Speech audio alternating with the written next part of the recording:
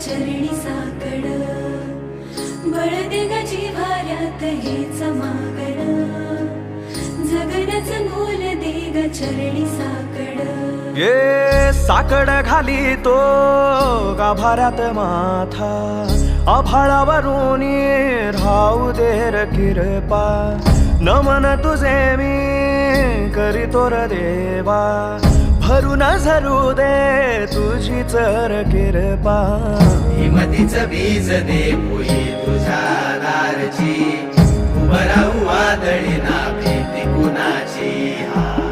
साथीला तू राहू मी वाट चालतो, खडतर वागडी असो दूरची.